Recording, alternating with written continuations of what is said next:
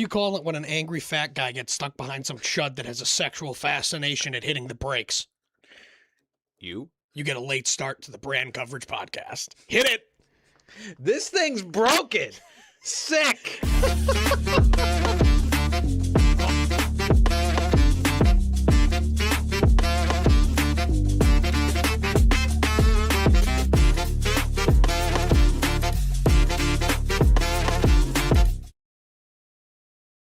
Ladies and gentlemen, welcome back to the Brand Coverage Podcast. I'm Brandon Carney alongside Pat Gustafson. We'll see if we can get through our technical difficulties today because I have a Stream Deck here that's supposed to like control stuff and let me press buttons and do sounds and fun stuff, and it's just being rude and just acting like it doesn't exist right now. So let me hold on. You know what? There's like a digital version of here. Does this work?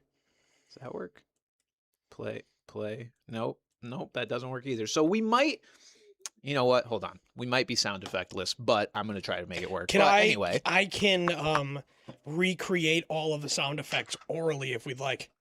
I don't want you to do anything orally on this podcast. Pretty much ever. Ouch. So that one we could actually do because that one's got its own like scene, like how the intro does. I would just have to click over to it. Yeah, it's just like, hold on.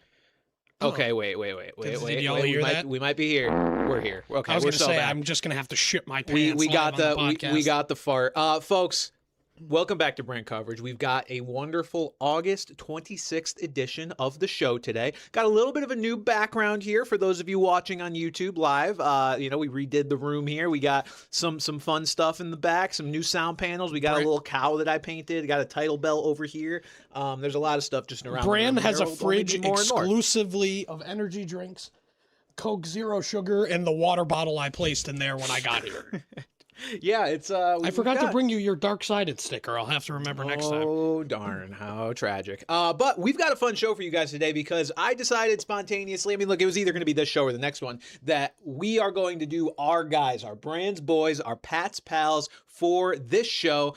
Basically, for those of you that don't know, for those of you that need a refresher, planting our flag, one player at each position that we believe strongly will either return value or ideally exceed value by quite a bit based on where they are being drafted. But more or less just guys you should be targeting in your drafts that we feel very strongly about, we feel very confident in. So we will get to that toward the latter segments of the show after we get through some news, some preseason takeaways. But that is the fun stuff that we have for you guys today. Brand's boys, Pat's pals coming in hot.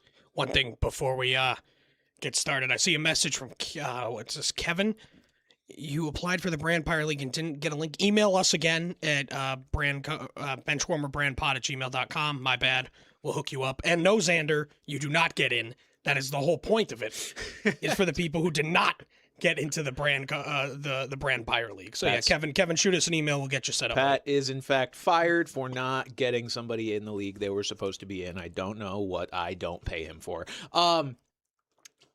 We had another week of preseason action, Pat. We've got some preseason takeaways. We've got some news to talk about. A lot of fun stuff. So let's kick things off here with our preseason takeaways. Again, shout out to Nathan Yankee for putting this all together in a nice, concise article every week. He does, basically the takeaways of each preseason game, who's playing with who, so we don't have to sit and watch and monitor the personnel groupings of every single team and every single game. And preseason's also just over the years become a fucking nightmare because it used to be so straightforward where it was like you remember the last week before the regular season was the quote unquote tune-up game. So if you weren't playing your starters much before that, pretty much everyone played their starters for like a quarter at least in that tune-up game.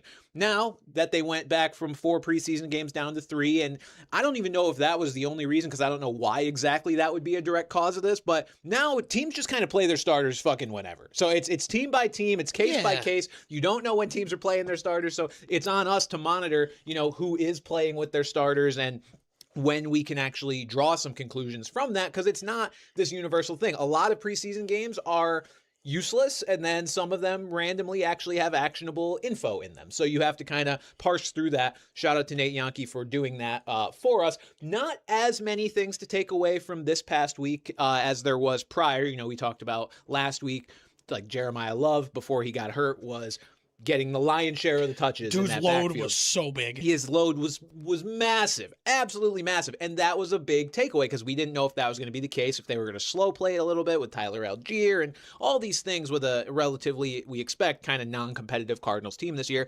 But that was a big takeaway. This week, there were some takeaways, just not quite as serious takeaways.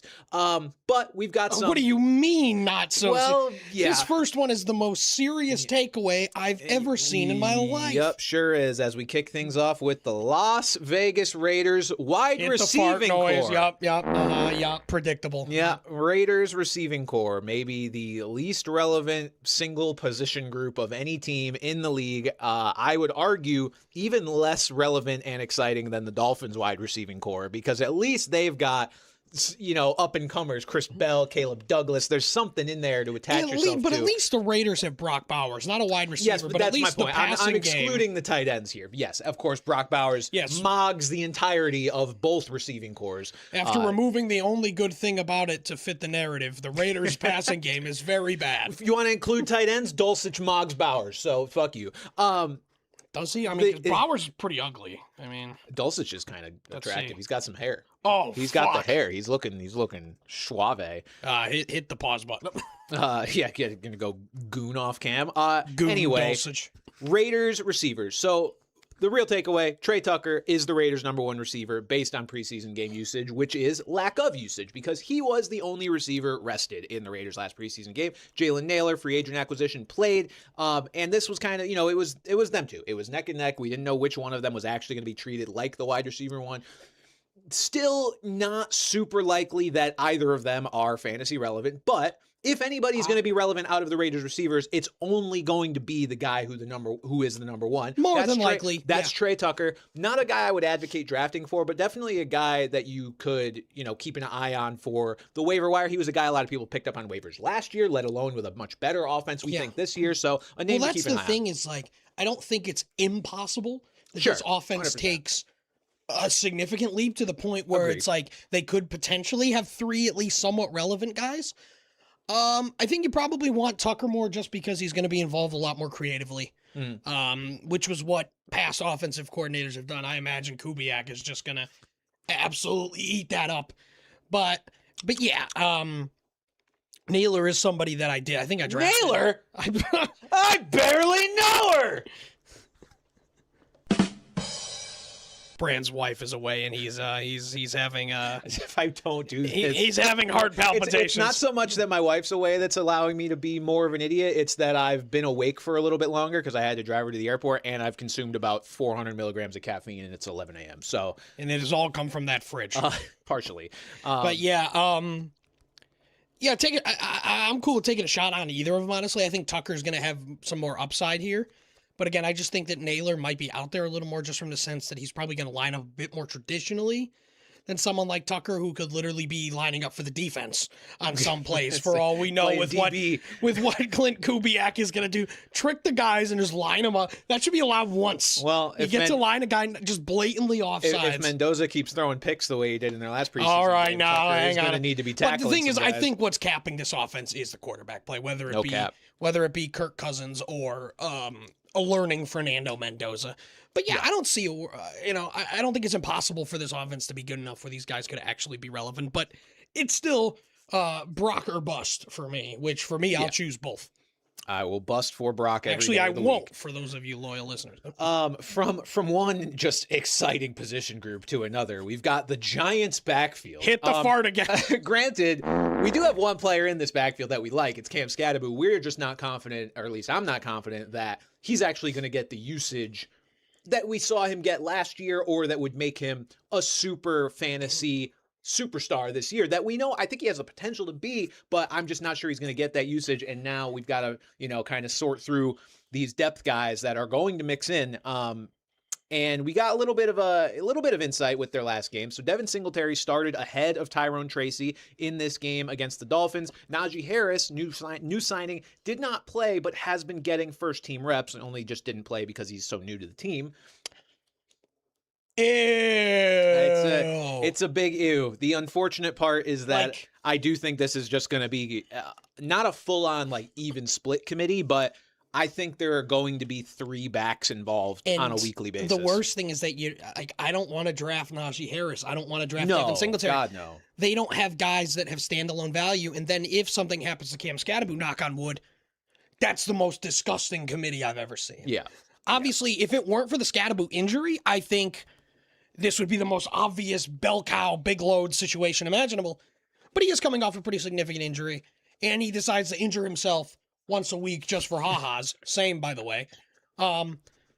So I guess it just all depends on how he comes back from that and how John Harbaugh and Matt Nagy want to use him. Yeah, I think the thing is, like, Cam Scatterbu's going to look like and play like the best running back in that backfield because he is. I think he's healthy enough at this point. The problem is, and this is, I think, a mistake that a lot of people make when it comes to fantasy football and projection and such, is that we have to make the assumption that the Giants are going to do the smart thing and give the better player as many touches as we want him to get and that he deserves to get.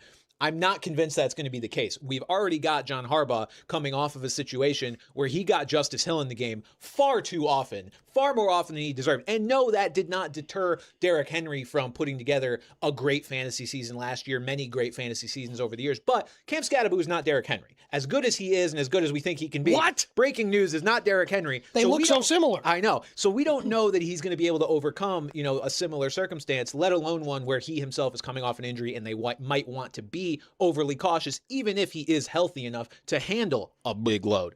I really think just Tyrone Tracy's going to get cut. He got Jackson Dart killed. He fumbled in the end zone the last game.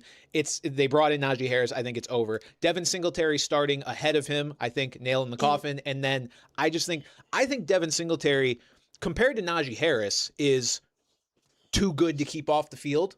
Like, if you're picking between the two. And then if he doesn't have the massive injuries that Najee has suffered. Right. Najee had 2 pretty significant injuries. Right. And if they already are saying that, the talk is that they brought Najee Harris in to play a significant role, if he's playing a significant role, then I think all 3 of them are going to mix in, at least to the degree that Cam Scatterbu is not going to be a super fun player to start on a week-to-week basis, especially given the overall concerns I just have with how good this team is going to be, how good this offense is going to be. You've got now crowded backfield, questionable offense, Matt Nagy. It's all kind of bad. Cam Scatterbu, look, not a player I'm like totally fading, but a guy that I think would have to fall probably a round or 2 for me to really be interested. Unless like I were to go 0 RB, which at least in our league I don't necessarily plan on it. Yeah, even then it's like there's other backs in the Scatterbu range that I'm like I feel like I would go after first. Let me see exactly where he's at here. While you look at that, I've got 2 things to report from the chat. One, I was called a chubby version of Cam Scat. That is not true at all. Just say I'm fucking fat, man. I don't think we don't need where is the Cam Scatterbu? I love when people try to soften the blow by being like chubby. It's like, nah, man. If you're gonna comment on the weight, go for it. And speaking of that, I got a report from I'm Tamtastic. So while Lex is away, we go into Moe's. That we better include me. It can include you. So maybe we'll have a brand coverage meetup immediately after the podcast at an undisclosed Moe's location. Undisclosed Moe's. Glastonbury, Connecticut. Cam Scatterbu real-time ADP right now is 42nd overall. Far too juicy for me. The running backs going behind him in that real-time ADP on Fantasy Pros is DeAndre Swift, David Montgomery, Quinshon Judkins. Like all 3 of those guys. Bucky Irving. Like Bucky better. Bashal Tootin. Jadarian Price. Okay, wow, actually. Hang on a second. Maybe I just don't like him at all. That's what I'm saying. He's just too high. I think Cam Scatterbu at this point belongs more near the Ramondre Stevenson, Jalen Warren. The guys that are in a little bit more of murky situations because Scatterbu is in one. And we just don't seem to want to acknowledge that. But yes, Devin Singletary started ahead of Tyrone Tracy, seems to have the edge for backup duties if it's either going to be him or Najee Harris. I don't know if you saw what their depth chart was listed as. To Scatterbu's credit, it was listed as Scatterbu starter, and then the backup said Tyrone Tracy or Devin Singletary or Najee Harris, pulling the kind of more of a college thing. You see that in college depth charts a lot. Name a fucking backup, first of all, John. Have a sack here, and either way, we know that those backups are going to be involved. Speaking of the Giants, Malachi Fields seems to have won the starting X receiver jobs. Darius Slayton in their last preseason game played the Z, and Fields left the game after just 1 drive, while all the other Giants receivers, save for Malik Neighbors, stayed in the game. Very promising. Neighbors obviously not playing. Yeah, very promising. I think Malachi Fields is another guy that, like, unless you're in fluff is falling. The ceiling and literally, we're Unless literally falling apart here on set. unless you're playing in a 14 team or more league, I don't think Malachi Fields is a guy you really need to draft, but he is a guy to keep an eye on because again, we talk about this in terms of tight ends and with like Isaiah Likely, for example, being a top 2 target is kind of the prerequisite to be a relevant fantasy player. There's a chance Malachi Fields is that on this team. He could be that over Isaiah Likely.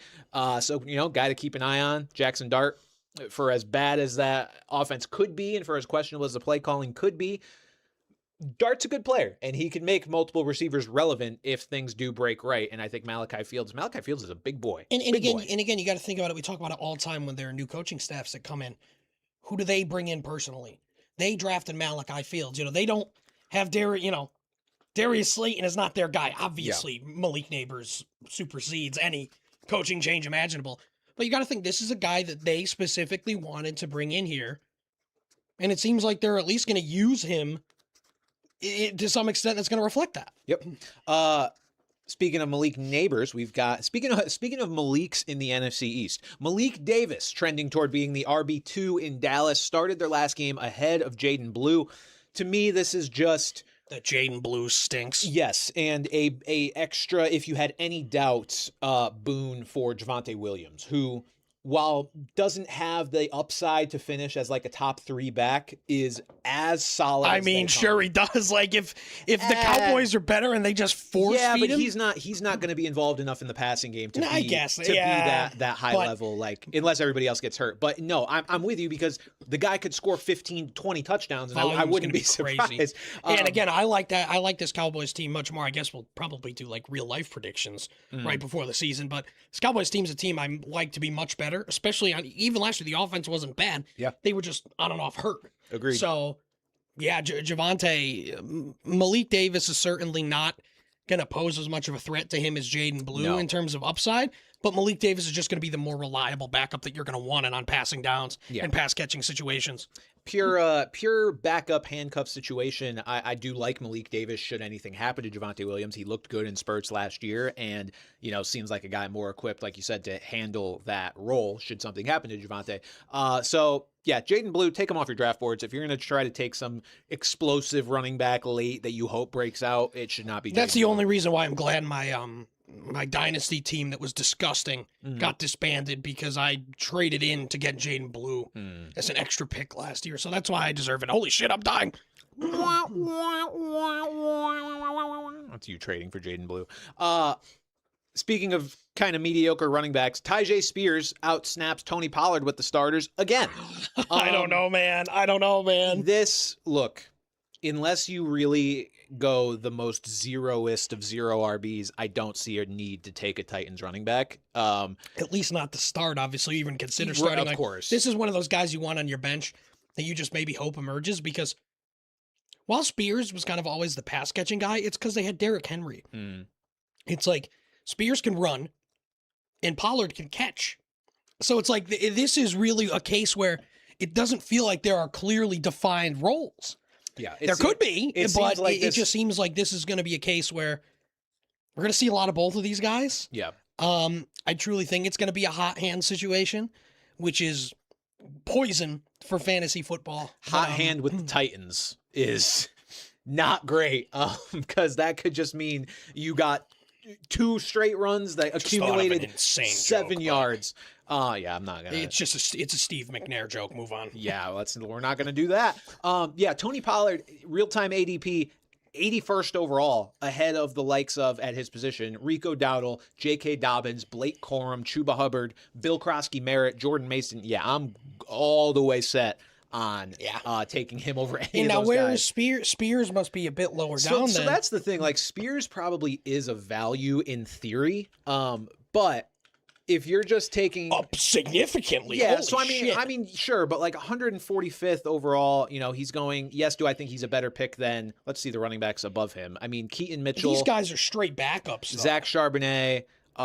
Woody Marks, and look guys out there, Tank Bigsby, Jonah Tyler Coleman. Algier. I get it. These are all guys who are just bona fide backups. Like we could potentially be talking about a literal starter. Technically, granted, it might be 55 to 45. That's what I mean. I think in an ideal world, he should be moving up more like Yes, he deserves to be higher. My thing is, I still don't think he needs to be picked because if Like, you're compare him to Chris Rodriguez, who's kind of going to be in a similar situation. I would much rather have Chris Rodriguez. I think if you are hitting the pick 120 plus and are still looking to add a meaningful running back to your team, you fucked up. I don't think anybody, Spears included, like, yes, do I like Spears more than any of these guys in the immediate vicinity, at like up to probably, I would say I probably still prefer Aaron Jones to him, even though I don't really like Aaron Jones. I don't think I do. I don't like him, but I think I like him more than Tyjae Spears. It's the fucking Titans, man. It's a timeshare on the Titans. Who cares?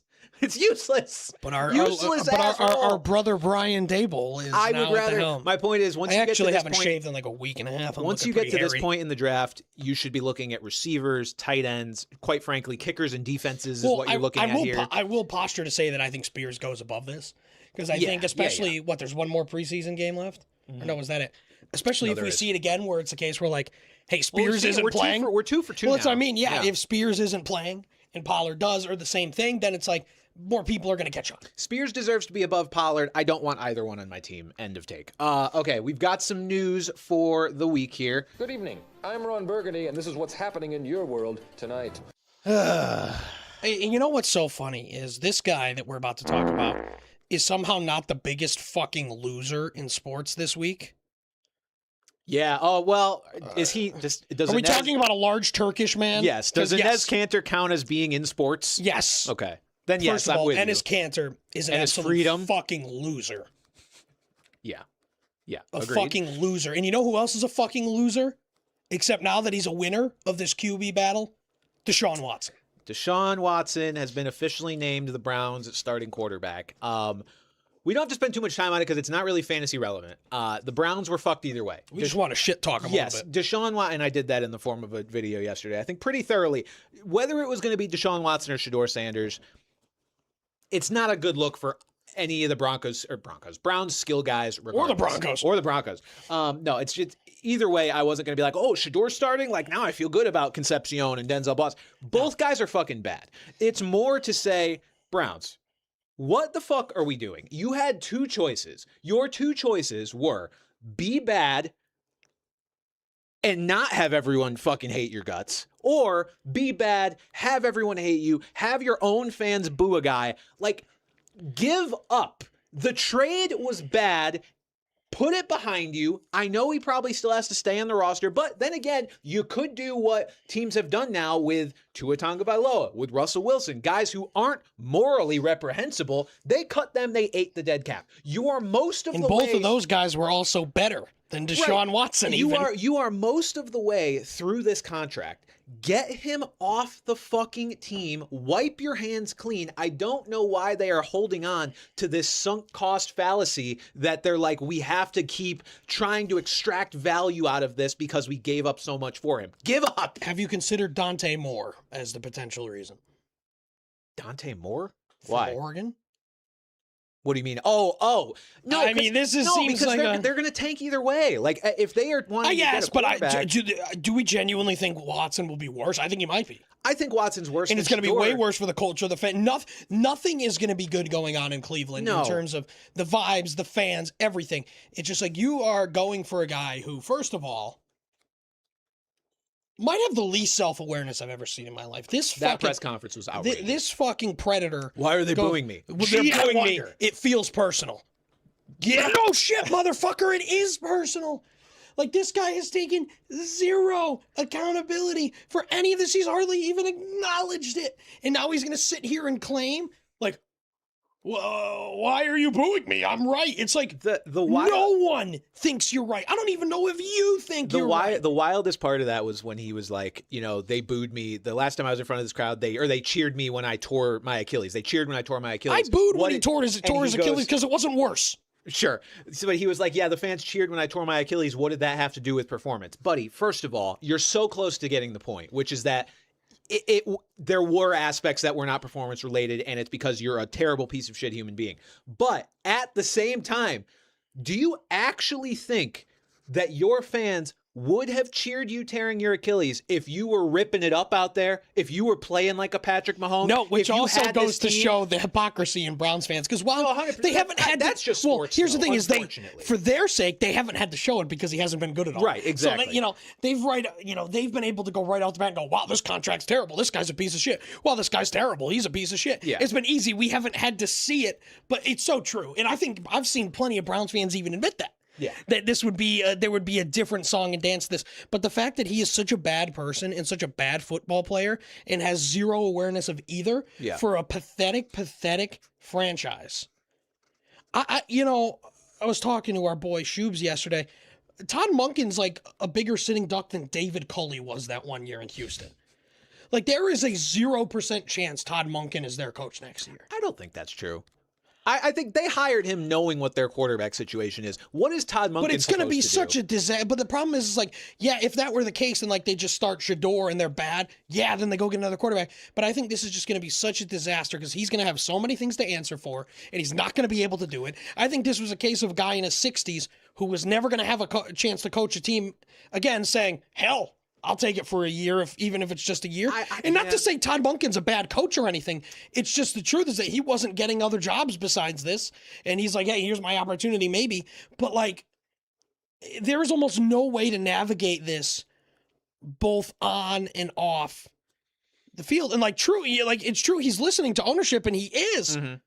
But I think the public backlash is going to be so bad. The locker room backlash is going to be bad. Like, there's just going to be nothing good where it's like, how can you feel good about going into next year with, assumingly, Dante Moore, Arch Manning, forgetting a top quarterback as well next year. Julian Sayin and with all these, this, like, are you sure you're not going to want to wipe the slate completely clean? I don't know. I feel like this is where you want to bring in a young guy.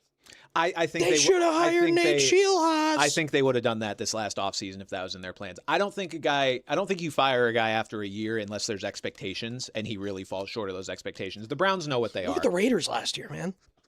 Yeah, but that was a dumpster fire beyond belief in the terms of like the play calling was incomprehensible and everything. Yeah, I get what you mean. To me, bringing back Pete Carroll, you can understand. Like, you can recognize things failing a little bit easier when... I think there were certain expectations with that Raiders team. I don't think the Browns have any real expectations to where they're going to be like, Todd, you didn't get us there. Like, this team's going 3-14 no matter who they start. Yeah, but I just think it's going to be so bad off the field, too. Like, I think it's just going to be such a I think there needs to be... There would need to be, like, incompetence. Like, not just bad. I think it would need to be, like... Again, like how Chip Kelly was calling plays that didn't exist, like it would need to be that kind of thing. Nathaniel Hackett levels of incompetence. I don't know. And I don't think Todd Monken's going to do that. He could. He might not, but he's also could just very easily be their fault for it. And yeah, looking at next year, the top three guys are quarterbacks: Dante Moore, Arch Manning, and C.J. Carr. Actually, C.J. Carr. They have this in the mock draft right now. I haven't seen. Yeah, the point is the Browns were going to tank either way. Instead, they chose to tank with a guy who's a piece of shit. Shador's not really any better than Deshaun. He's not. He's a bad quarterback. It's okay to admit that just because he's young and whatever. They're both bad. Can Shador be a quarterback back up the rest of his career? Sure. Absolutely. Yeah, 100%. But the problem, it's just that will Daddy accept that? Is the big question there. But like, well, because Shador's never like done anything explicitly shitty, right? Unlike Shiloh, really. who like defrauds everyone and stuff. But like, no, he's just kind of a he's just entitled weirdo. Well, that's what I mean. He's more if anything, he's just entitled and in a situation where he's being enabled to be even more entitled. He's not a bad kid. No, Deshaun Watson is a terrible human He's being. well-meaning for the most part. Yeah, Deshaun Watson's a bad guy. I do think there's some validity to the idea that, they'd rather start Deshaun and then make the move to Shador than start Shador, have him play bad because he is bad, and then be pressured to make the move to Deshaun. I think you're right, because honestly, probably if that happens with Deshaun, they probably just cut him. And then everyone throws a party and everyone loves what they did. I think Deshaun's going to look terrible, and then they can play Shador, and then if Shador's terrible, they're going to be like, okay, well, we're not going to go back to the other guy. So if Shador's the guy they want, holy fuck, I still think Shador starts more games this year than Deshaun Watson I don't. does. Yeah, I mean, I could see it easily. And is Johnson in the chat? They're going for the same thing as Atlanta. I don't think Atlanta expected their situation to be this much of a shit show. And I mean, you could also hope that, with Kevin Stefanski, there's at least a stride there. I also real just quick, heard that- real quick. Let's just transition. there because shit! the It works. That the was next not topic intentional. was a report in our news that Tua's play has made it quote impossible to name him the starter per Ian Rappaport. At this point, I think he might just get cut. Penix was cleared for 11-on-11 work. He's starting to practice a little bit. Still TBD whether Who's he's that gonna other be guy that I made you say dragging these nuts for? What's his Jack name? Strand. Jack Strand. Who actually Start looked Jack good Strand. in their Start preseason him. game. Yeah, Penix. Trade for Aiden O'Connell. He's available. Unclear if Penix is actually going to be ready to go to start the regular season, but is very clear that the Falcons would very much like him to be because Tua is fucking brutal. It's crazy, man. Like, because it was always a case where he was never that good, but he was serviceable in the correct offense he was in, and he seemed like the perfect, like, kind of like Shanahan, McDaniel, Merchant. Now he's just fucking incapable. Yeah, he's like bad. he is He's so bad that we're gonna have Michael Penix, who's broken every limb and muscle and organ in his body, to come back out here. Did you see his Trump ass quote where he was just like, "Oh, the doctor said it was the best knees he's ever, the strongest yeah, knee he's ever seen." Strongest knee recovery of all time. My AirPod died, so I don't. Oh, mine was. I don't know if mine died either, but I heard the. I heard fine. the. I could I heard still the. do- boop-a-doo-doo-doo. I can still do the sound effects, All right, so then I'm whatever. singing it out. But yeah, I think they might just cut him. Like I think with how well, and granted, look, Jack Strand's playing against second, third stringers, but I don't know that it's worth keeping Tua around at this point. If he's going to play that badly and they have no real financial commitment to him, he was a guy they brought in on a minimum deal because he got cut by the Dolphins. They brought him in on basically name value alone to see if he's got any juice left, and he has shown he has negative juice. So I think Not very juicy. I think they keep him around if they decide that Penix is, hurt enough to not start the year. Because I don't think somebody asked in the chat, could they just start Jack Strand? I just don't think they would consider that. I think they'd go bring someone else No in. matter how well he plays in the next preseason game. He's just too young and it's too unproven. I don't think they would do that I don't think they would say, hey, Penix, get healthy. We're going to start Strand in the meantime. I think they'd still, for whatever reason, rather start Tua. But if Penix is healthy and ready to go, Tua's out of here. I don't think they keep Tua. And here's on the as a thing is, backup. and he's cleared for 11-on-11. I think if we enter the year in a situation where they're like, oh, Penix may only miss 2 weeks, Tua's out of there. Yeah.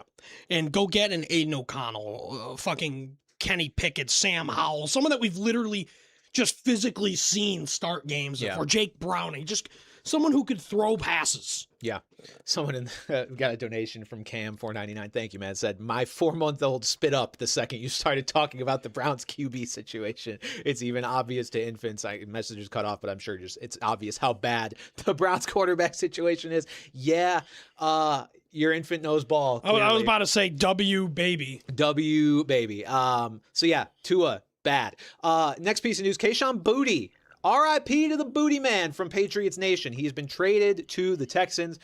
Great trade for Houston as we'll get to in our ouchie outlook, Jaden Higgins unfortunately done for the year with a torn ACL. That news, you want to talk about stuff that happens after our show. I got home and saw it. And I was pissed. Literally like 20 minutes after our show that broke. So yeah, Jaden Higgins torn ACL, done for the year. Really unfortunate, really promising player, was having a great camp by all accounts, and then goes down. And so the Texans decided they needed another receiver. They trade the Patriots for Kayshon Boutte, who, as much as I love the guy, I'm not surprised. He had a great year last year and essentially got a demotion for it with the Patriots signing A.J. Brown, or trading for A.J. Brown and signing Romeo Doubs. Kyle Williams is having a nice preseason, so there wasn't really a spot for Boutte to have a lot of playing time that I do think he deserves. Pop Douglas still there? He is. So that's what I mean. While not oozing with talent, there was a lot of depth that they'll be all right. If something even were to happen to the top guys, Boutte I think deserves a chance to play a lot of meaningful football. I do not think he's going to be a relevant fantasy football asset. I don't think the Texans or C.J. Stroud have shown enough that they could support more than Nico Collins at this point, let alone the fact that last year the Patriots had one of the best passing offenses in the league. Drake May finished second in MVP voting, and Kayshon Boutte still wasn't a consistently startable player. Yeah. He was a boom bust flex that you never felt good putting in your lineup. He had the boom games, but you never knew when they were coming. So Boutte to the Texans, more good for their real life. Alex in timeout. More good for their real life prospects, and I think good for Nico Collins to have a guy that can still stretch the field here and take some attention away. Than it is actually for Kayshon I put Boutte's Shoobs value. in timeout for a minute for saying a spot for Boutte. You mean a chair? Yeah, pal, you're going You gotta you're going get in a outta here. 60-second You timeout gotta for get that out of one, here. pal. And then last piece of news, real quick: Kareem Hunt works out for the Lions because he To just do what exactly? Is he going to play center? He just cannot let Isaiah Pacheco live in peace. He That's he right. refuses to let him have 1 ounce of peace. So that's that. He's there to mix in for backup duty because Honestly, Pacheco's banged I up. guess this one seems a little less significant. The Kenneth Walker injury. When I saw his name pop up, I assumed that he had worked out for the Chiefs. Oh yeah, fair So enough. when I saw Lions, I was just like, oh, okay, like why? Yeah. But okay, I figured he would be the first guy the Chiefs would turn to because it, for some fucking reason, always is for the last decade. Yeah, we don't have Isaiah Pacheco as part of the ouchie outlook because it doesn't matter. But let's get into the ouchie outlook.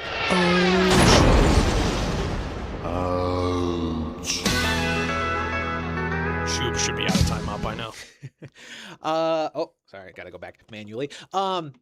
Couple injuries to talk about, not quite as devastating as the injuries from last week, but more players we have to keep an eye on. I also saw a tweet yesterday that I just totally disagreed with. That was like, training camp and preseason is like this every year. You just forget every year, and it's because there's more notifications than ever. And I'm like, I disagree wholeheartedly. Yeah, I don't as know. somebody who's been doing this, like doing content full time now, and for 4 years, You know, and this has is our paid, 4th season of the I podcast. know. That's insane, man. I've paid very, very close attention specifically to the preseason and camp the last 4 years. This is not a recency bias of, oh, football's back, I forgot how bad it is. This is the worst preseason in a long time, just in terms of the volume of notifications of relevant players. Like, severity-wise, it's been mostly fine. Yes. Not a lot of players have gone down for the year.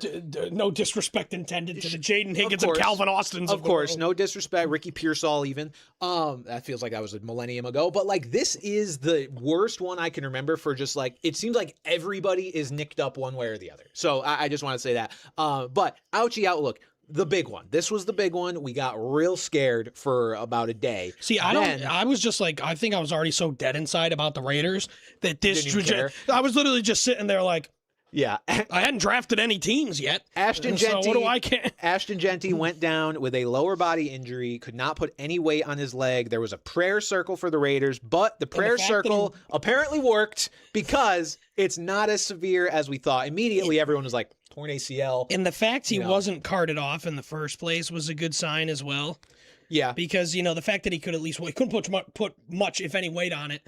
But I was just sitting there thinking, I'm like, what if this is just like a fucking ankle sprain or like a knee hyperextension or just. Well, it sounded devastating. Oh, but that's what I all the mean. initial reports, they stopped the music at practice. They're doing a prayer circle. Like They turned on the Arms of an Angel by they Sarah saw McLachlan. their whole season flash before their eyes, and then we find out the next day it's an ankle sprain. And not only is it only an ankle sprain, it might not even be a high ankle sprain. We still don't have full clarity because teams don't have to report exactly what these injuries are. Yeah. What we've heard so far is the hilarious verbiage that it is more low than high for his ankle sprain, which is ridiculous because you either have a high ankle sprain or you don't. You can't just say it's at a certain spot on your ankle. Yeah, it's about 60% of the way up. It's one or the other. Those terms are not like he has a mid. It's about the ligaments. Maybe that they it just affects. don't know yet. Like maybe they just No, I haven't think seen they all know. They just don't want to reveal it because they don't have to. Yeah, I mean, At this point, Thank God. At this point, what we know or think we know, Ashton Genty is not going to be done for the year. We don't know if he will be ready for week 1. That to me sounds like a long shot. We don't know how much time he's going to miss. I feel like at this point, pure guess, he's going to miss like 2 games and then he'll be back. Maybe they work him back in slowly. But again, we don't know. I think this is going to be very interesting for drafts, particularly for like our draft. If we don't get any news from now until next Sunday about how much time he's expected to miss, where is he going to fall, and what do you do with him? Honestly, I think the best case scenario, IR's 3 weeks, right? IR designated to return is 4 weeks. Oh, is it 4? I don't 4 know. weeks. If I thought it was 3. If it were 3, then it's just like maybe they just like put him on IR, and then it's like, okay, now we know. Mm-hmm. Now we know definitively, and we can judge a guy knowing he's only going to play. If you're playing fantasy football week 18, you're a fucking lunatic. 13 of the 17 weeks. You can get a better idea. With this, it's like, I feel like 4 would be on the high end of things. Yeah. But if he would, I think they would just put him on IR so they can have a roster spot. Yeah. So We got to look at this from all angles, right? and it's a loaded area of running backs in the draft too, I think. Yeah. Like you've got the James Cooks, the Chase Browns, the Omarion Hamptons. It's just like, even if you're kind of sitting there and feeling like, oh, Genty can play week 1?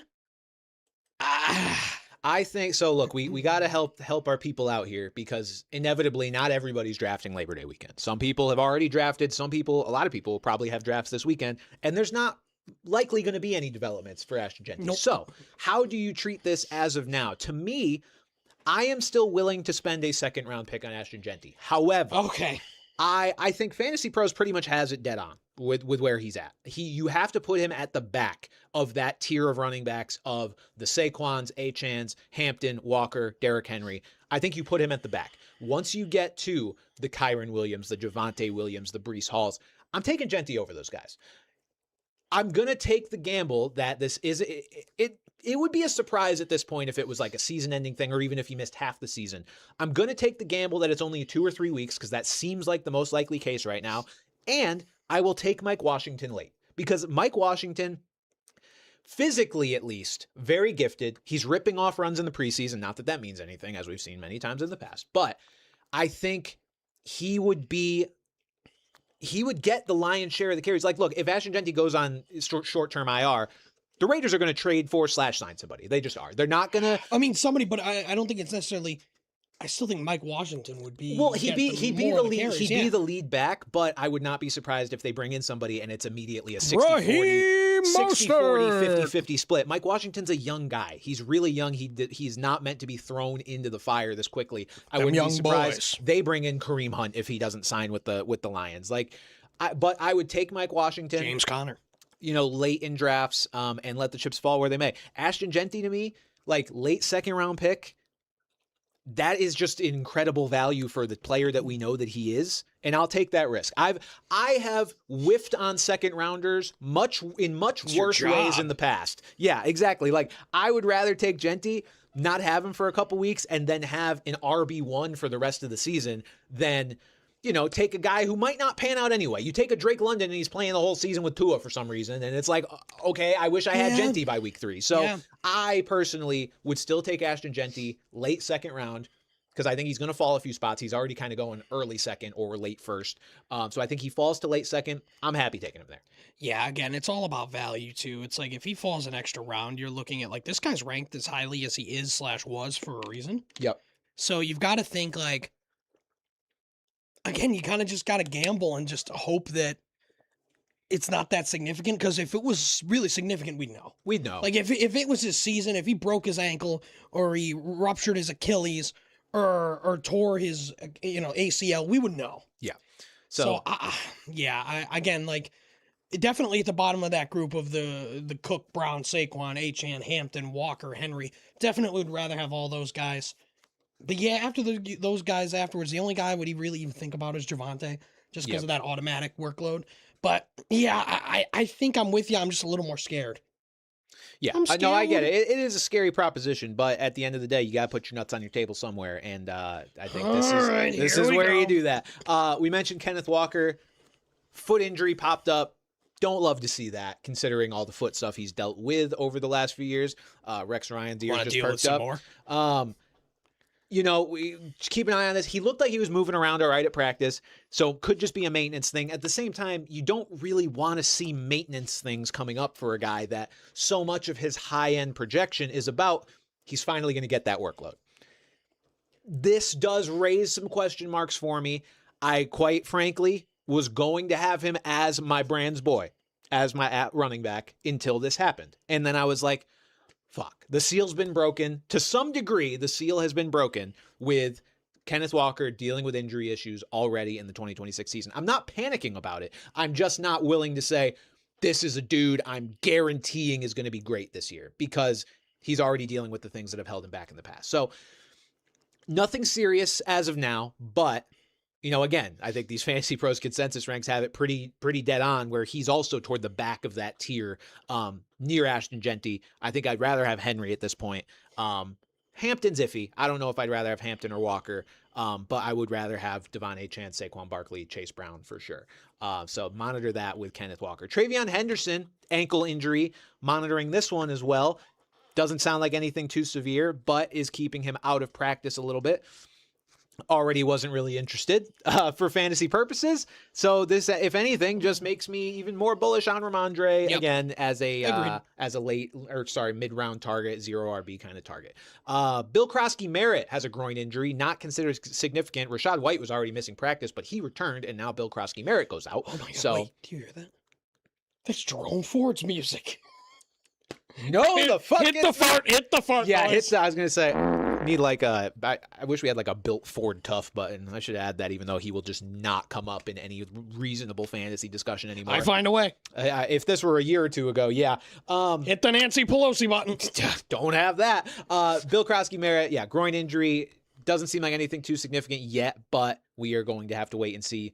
Another guy who really one of my favorite, like, 7th, 8th, 9th round running back targets if you're needing running backs at that point, or even just want depth at the position on your bench. Not a whole lot of guys at that point in the draft that you can say have a real clear path to a definitive starting gig on a good offense. And that's what Bill Krosky-Merritt is or could be. Keaton Mitchell suffered a setback. He missed 2 straight practices. This is not a good sign considering he was already a guy that has dealt with injury issues, and if we're projecting him for any kind of real workload in this backfield with like kind of a thunder lightning thing going on with him in Hampton, you got McDaniel saying he wants to play all the running backs. You can't have a guy be banged up already. So this is something to watch for sure, potentially making him not worth that late dart throw in hoping that he becomes, the Devon Achane to the Raheem Mostert, Devon Achane redux that McDaniel, some people think, is trying to recreate in Los Angeles. Chuba Hubbard, hamstring injury, on track to be ready for week 1, says he's healthy and coaches are just protecting him. So does Sad Jonathan Brooks I was going to say, noises. does this change how you view the Johnny Brooks situation? Kind of, just because I think the expectations got a little bit higher once this injury was brought to light. But to me, I think it's kind of still where it was before, where it's Chuba's going to start the year probably. I think he's going to be less than inspiring. And then Brooks will just take over and the talent will prevail. Yeah. So basically what I said 3 weeks ago about Jonathan Brooks, I liked him in the breakout draft. I still do. It's just... You're going to have to be patient. If Chuba was hurt, this would have been like go nuts for Jonathan Brooks. I still feel just the same as I did about him a month ago. I think it's a dicey proposition, or it just doesn't feel great anytime you say you're drafting Jonathan Brooks ahead of Chuba Hubbard. Anytime you draft a guy ahead of his backfield running mate, and his backfield running mate, for a fact is going to be the one that's out there for the first snap of the first game of the season, it's dicey. It doesn't always feel great. And that's kind of what we're looking at here with Jonathan Brooks and Chuba Hubbard. But I do think there is a decent chance he overtakes Chuba Hubbard fairly quickly in that backfield. Just don't expect Jonathan Brooks to be putting up RB2 numbers week 1. It's not going to happen. You're going to have to wait a little bit. On to the receivers. This came out today. Calvin Austin, torn ACL, was trending toward a fairly significant slot role with the Giants, but he is done for the year, so somebody else will be filling that role. I did not know he was on the Giants until yesterday. Neither did I, really. So he's out. Schefter worded it in a way that it was like he was going to help replace Wan'Dale. This offense is going to look so different that the Wan'Dale role is not really going to exist, nor would it have been relevant. I think Wan'Dale is just so good at the Wan'Dale role that it creates it wherever he goes. It's like the Giants. They had the Wan'Dale role because they didn't have an Isaiah Likely at tight end. They didn't have a wide receiver 2 even worth thinking about, like it seems like they do now with Malachi Fields. Neighbors is going to be back. Like even if Calvin Austin was playing, don't disrespect Darnell Mooney, please. I will disrespect him. I might too, actually. Even if Calvin Austin was playing, he wasn't going to be fantasy relevant. But, still good to know that he is one piece that is off of that depth chart to see how the rest of it falls into place. Jamar Chase, this one was a little bit scary yesterday. Kind of tweaked his knee coming down on a catch. Turned out to be all right, where he said he could have returned to practice. Jamar Chase said it was a hypertension, which is not what that is. Hyperextension is also what it was. He is not practicing today. Is he not? Okay, I did not see that. According to our sources, a.k.a. Shoobs on Sports in the chat, our resident Bengals fans, poor guy. Apparently he's not practicing today. But again, could just be very precautionary. This is one you got to give some time, man, because this guy could be going as high as 3rd in drafts. If your league loves receivers, he could go as high as 1. He's deserving of that. If if your league really prioritizes receivers or something, then he could go as high as 1st. So this is something you got to keep an eye on. Yep. as long as he's only out today, maybe tomorrow, and then he's back, it's like, okay, this was nothing. But if it starts to linger, that's pretty scary. Malik Neighbors shed his non-contact jersey. At this point, stock's only going up. At this point, wheels up. He's going to be ready for week 1. I mentioned that possibility a handful of weeks ago, and you're like, but it's like, all he's got to do is show he's healthy, and it's like, he's Malik Neighbors, and he's going to catch a ton of passes, and the talent. I don't think I was necessarily doubting that he could be ready for week 1. More so, does that make me want to draft him? I still don't know. I do. I don't. In the second round, no. I think third round, sure, potentially, if he stays there.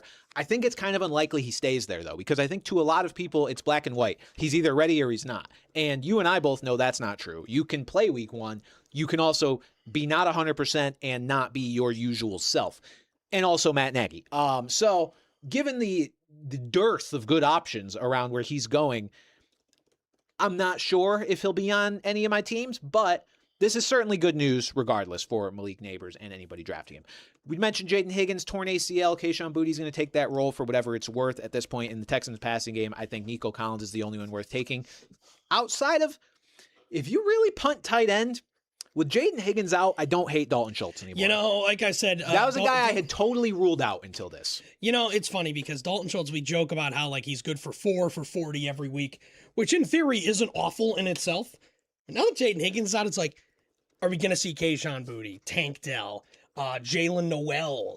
Haven't heard much about him.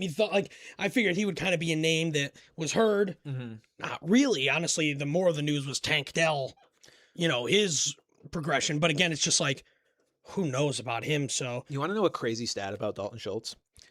Last year, what Dalton Schultz did that really stick out in your mind much? What he did was he finished tight end 11. Did it feel significant? Okay, Not right, really. Sure. Last season was the best fantasy season by a Texans tight end ever.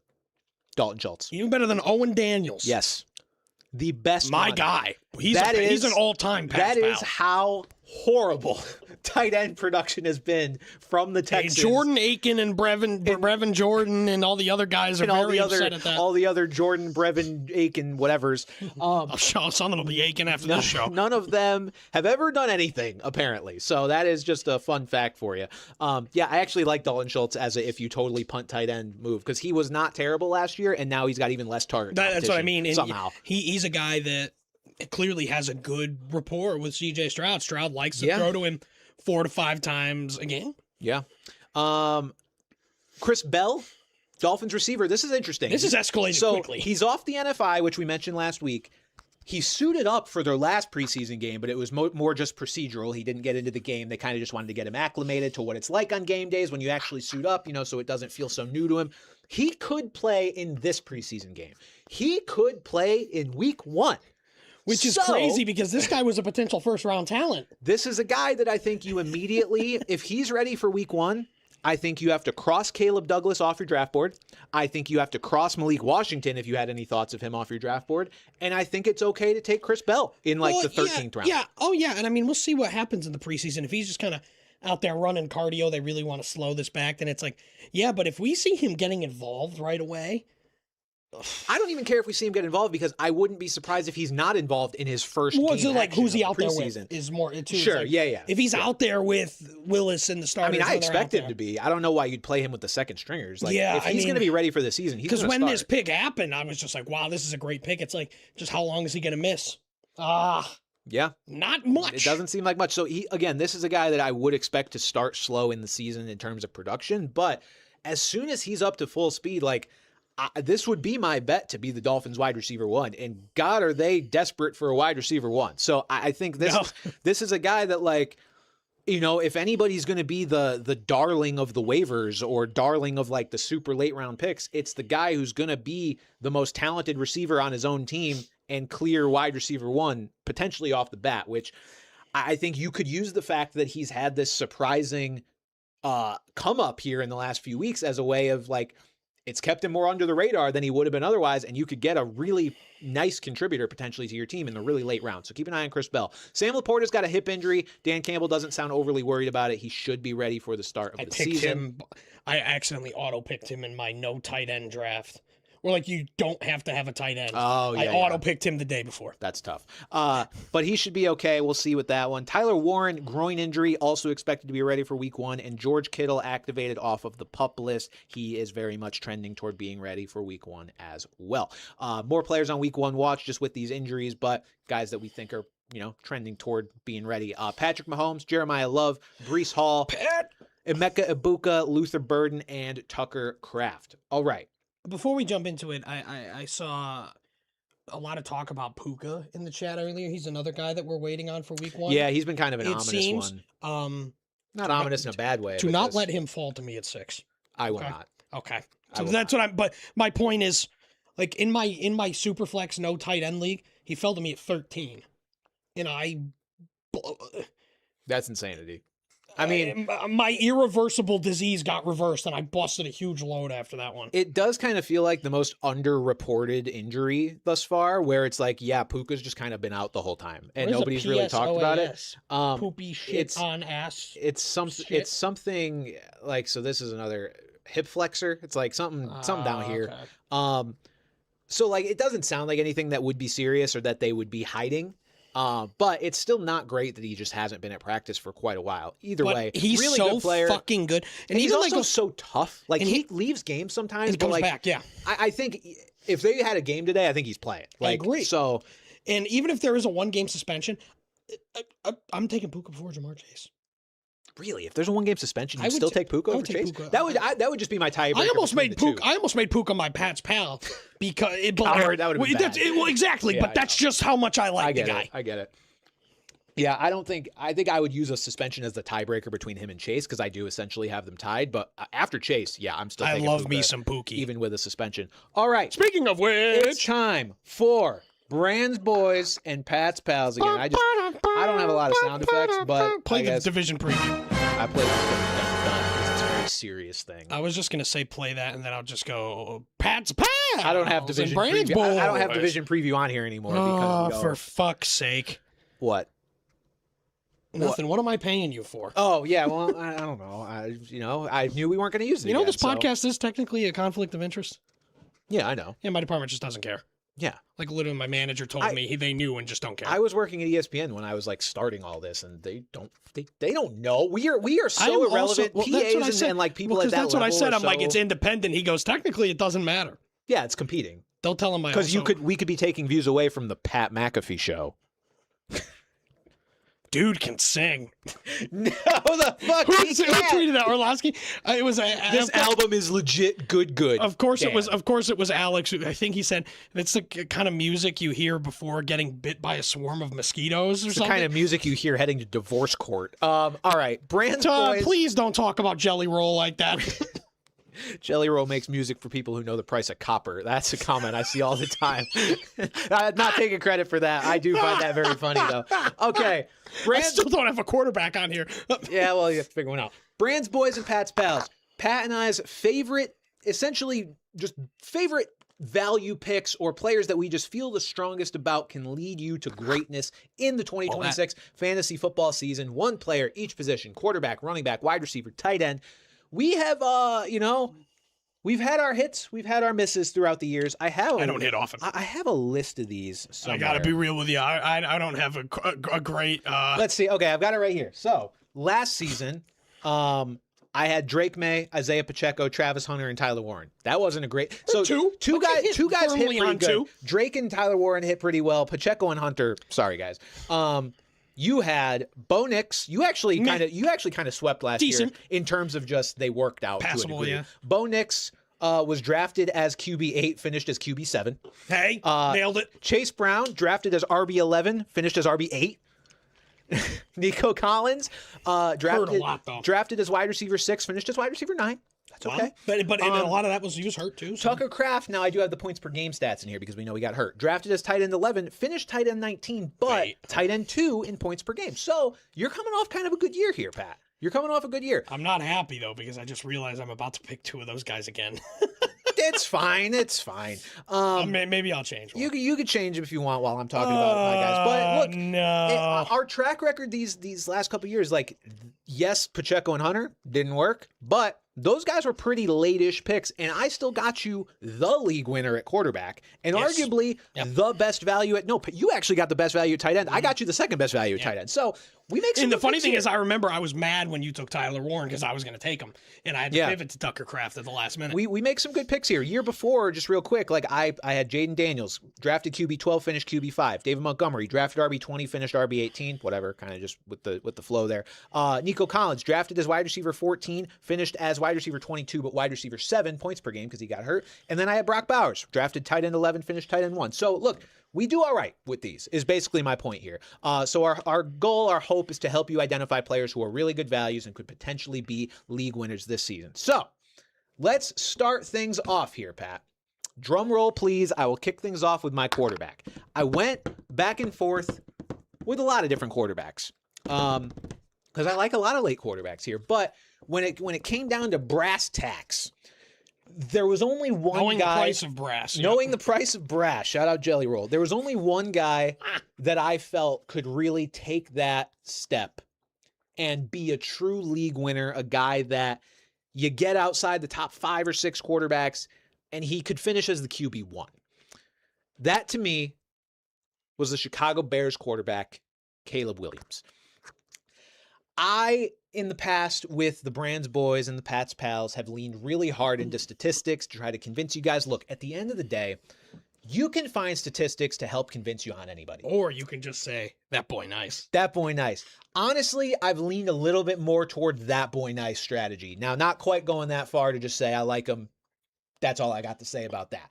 But I do think kind of some of the narrative reasons surrounding a player are actually good reasons to draft a player. I think you look at Caleb Williams last year, the numbers weren't there. He was not a consistent enough quarterback for your fantasy football teams, and it was a problem. Caleb Williams had the worst completion percentage of any full-time starting quarterback in the NFL. Flat out the worst. The only player worse than him who actually played a decent chunk of the season was J.J. McCarthy, and it was effectively the same completion percentage. He was at like 57%. Caleb was at 58%. However, Caleb Williams' his rookie year was at 62%. That shows to me that there was an adjustment period with the Ben Johnson offense. He is heading into now year 2 with Ben Johnson, something that you can't say about a lot of these quarterbacks, Pat. You cannot say a lot of these quarterbacks have any sort of continuity with their OC because we had, or sorry, not their OC, but their actual play caller, because the Bears are changing their OC, but their actual play caller and guy designing the offense, because we had like 21 different OC changes this past year. Caleb is one guy who not only has the best, arguably, offensive mind in football, at least a top 3, he gets to now be in year 2 of that system where all reports are that he's already feeling more comfortable with it. They exile the biggest problem of this receiving core in DJ Moore, who, for whatever reason, was never on the same page with Caleb Williams. Bro was just mad. It just did not work out. Bro was just mad all the time. He was just mad. We've got 3 different pass catchers in this receiving room. Colston Loveland, Luther Burden, Rome Odunze, all of whom have very desirable traits, are very projectable as being high-end fantasy football assets themselves, and now we could just invest in the guy that's going to throw them the ball. And can move with his legs on top of it. To me, Caleb Williams is just the most obvious example of like, look, if this guy can just get his completion percentage up to 65 from 58, you are going to be looking at a real potential difference maker at the quarterback position. Let's take it all the way back to just where he was drafted, Pat. Like, this is a guy who was the first overall pick and hasn't broken out yet. This is the year. Like, this is the year that has to happen, or else we're going to start talking about him not potentially being the level of player he was drafted to be. This is the year where we find out, is he Trevor Lawrence up until last year, you know, a guy who was drafted highly and has been okay but not great, or is he a real number 1 overall pick? Is he Joe Burrow? I think he's closer to Joe Burrow. I lean more toward him being a difference maker, the level of Joe Burrow, than falling to the well that Trevor Lawrence fell into, especially because Trevor Lawrence is starting to break out now that he has a real offensive coach. Caleb's got it, and he's in year 2 of that system. Mm-hmm. I love the talent of Caleb Williams. I will draft him very confidently to break out this year. He is Brand's boy at quarterback. Now, this is actually a surprise for you what Pat's pal is, because I still haven't written it down in our cheat sheet. But it is a very similar situation. This guy is coached by one of the best offensive minds in the league and retained his offensive coordinator, who was also deemed to be a future top offensive guru in the league. You said his name. Pat's pal this year is Trevor Lawrence. Wow. Okay. Okay. Just to see what I think this was just a case. You know, like, it's like, oh, these were his finishes last year from week 12 on. Oh, he was a freak. 7, 5, 13, 1, 2, 5, 3. Duval. Dear God. This man was, and in that span, he also had 9 rushing touchdowns last year as well, is another thing. I just think this wasn't a case of a fluke. I think this was just a case of him finally coming into his own in a system with Liam Cohen, who is just so good. We saw him be so good in Tampa, and we've seen the difference with him not being there. And now we've seen the difference here. I like what their run game is going to look like with Tootin and Rodriguez. I think Lawrence, if they're going to give Lawrence the chance to score more at the goal line and run a little bit, guy can move. He's got big, long legs. Like, the guy can move. He's, you know, people have literally called him a horse. One guy got mad at me one time because I called him Seabiscuit. And it's like, come on. T-Biscuit. For Trevor. Yeah. Fucking hell, man. Come on. But I think this situation, again, to stay with Liam Cohen, to keep Grant Yadinsky as well. That's huge. Who, again, that's huge. I'll plant my flag there. That guy's a head coach next year, after this year. He is a head coach next year. He almost was this year, but he wanted to stay and keep developing, and it's going to benefit himself. I love this Jags offense, and while it's tough for fantasy with all the receivers in that room, it's not tough that's for the quarterback. awesome for Lawrence. Yeah. We've already seen him have a great rapport with Parker Washington. Brenton Doyle, the White Sox center fielder, former Rockies center, has a great rapport with Trevor Lawrence. Brenton Strange. Yep. He's got Jacoby Myers. Travis Hunter will mix in. We saw a guy in BTJ who had an elite rookie year. At the very least, will be a great deep threat. I think he will still be very good at that. Everything around him points to success for Trevor Lawrence. So that will be my answer. He is Pat's pal this year. I agree with you on a lot of fronts. My one concern with Trevor would be that so much of his breakout did come against just a super soft schedule. I don't think the schedule is the only thing to blame because... you of all people are going to blame the schedule. All right. Among that second half, you know, he did have a game on the road against the Broncos where he put up his second best point total of that whole stretch with 31.2 points. He went 23 for 36 for 279 yards and 3 touchdowns, and then 6 carries for 20 yards for another touchdown. Six touchdowns in a game is insane. He had 6 in the Jets game. Yeah. So that game against the Broncos, like, that's nothing to scoff at. My concern would just be for 2026. Like, I think he's going to have a really nice year in totality. My issue is you start the year, I think he can take advantage of the Browns defense at home. No Myles Garrett. I think he can have a good game against them. But it's still a relatively tough defense. Then you go on the road at the Broncos again. Now, again, I just mentioned what he was able to do against them. Then Patriots, Bengals. You know, Patriots have a good defense, but nothing to be like, oh, I have to bench my guy against them. Bengals defense improved, but not scary. And then you get Eagles and Texans. So my thing is, in the first 6 weeks, you've got the Browns, the Broncos, I'll throw the Patriots in there just to a degree, the Eagles and the Texans. That is not an easy schedule. That is not what he did at the end of last year, which was face the Cardinals, the Titans, the decrepit Colts, the Jets, the Colts again, and the Titans again. So maybe he gets off to just a human start, but I'm with you because I love the weapons. I love the coaching. I love still the talent of Trevor. I just worry a little about the slow start. That's my only concern. And that's fair. Okay. And like I said, this was by far the least passionate pick I had. Sure, like I said, you didn't even have it written down until now. I didn't even have it written down. Yeah, I wrote it down after I said it. I think that's that's kind of the point, though, is that a lot of these late quarterbacks are really nice value. So you got to pick which one. I mean, he is granted really he's going right around the 6th and 7th round turn, which is fair value again because he's the QB9, so you don't have to spend a crazy premium pick on him. And even compared to someone like Herbert or Dak, you can get him for pretty decent. Like Dak is ranked, to put it into perspective, Lawrence is going at about pick 72.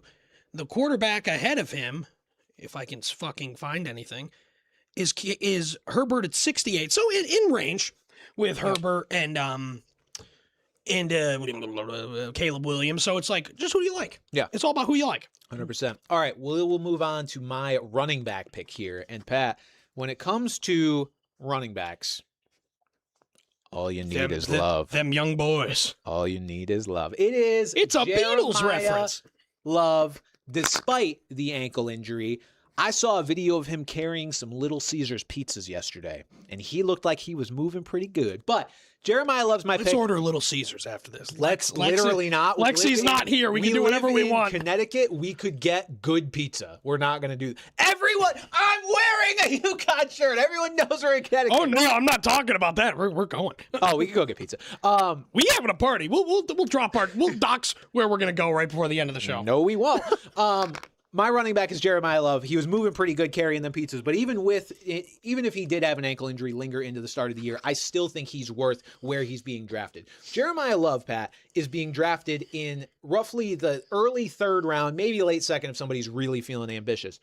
That is such a departure from the way that running backs have been approached in fantasy drafts who have been drafted in the forget top 10, top 3 of their draft class. Normally, that is a position, a draft capital that people are all over, tripping over themselves to pick arguably in the first round. Listeners of this show from last year will remember the stat I brought up about a bajillion times, which is that every single rookie running back drafted with top 10 draft capital since 2009 has been an RB1 in their rookie even season. Trent Richardson. Even Trent Richardson, he had a really good year. And even Mm-hmm. Ashton Genty, for as disappointing as he was last year, he just barely cracked the mold or cracked the mark there with he was RB11 in full PPR. If you go half PPR, he was outside. He was not an RB1. But you could still spin it to say he fit it. The difference is all of those guys drafted in the first round of fantasy drafts for the most part. Jeremiah Love, he could do exactly, and I mean exactly, what Ashton Genty did last year, which was basically the worst finish any of the guys I just mentioned have had since 2009 as far as running backs drafted with top 10 draft capital. He could do exactly what Genty did, and you'd be happy with it with where you're picking him.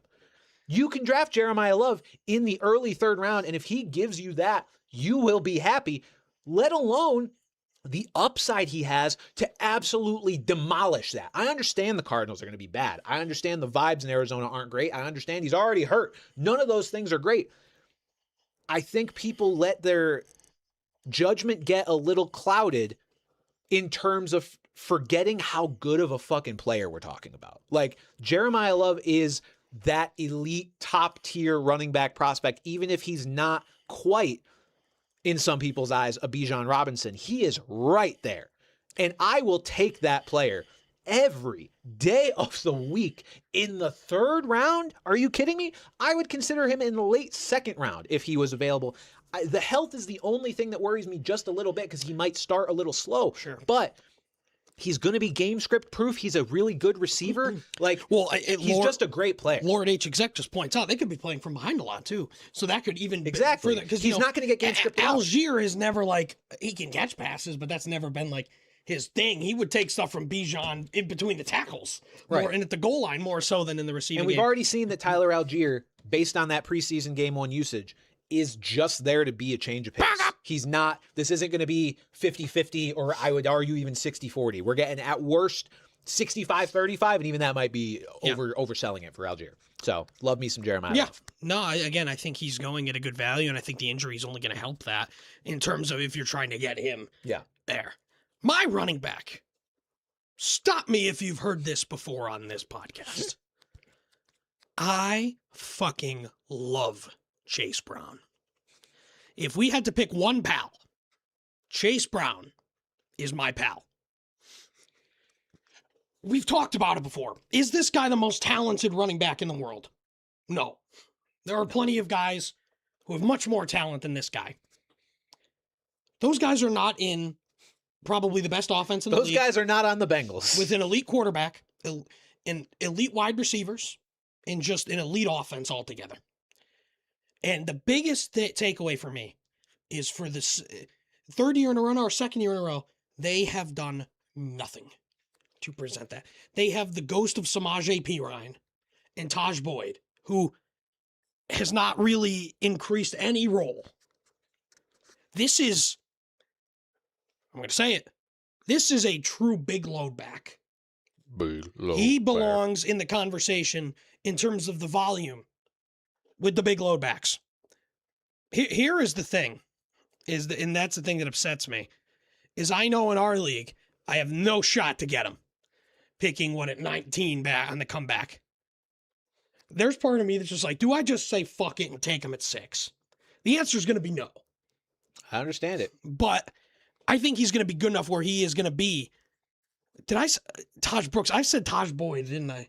You might have. I didn't hear you. Quarterback. Also, camera died. I'm going to get a battery. Oh, it's the Nobody Show. It's just the Frozen Show. We're talking still. I said Taj Boyd, the fucking Clemson quarterback. I am so cooked, chat. Thank you.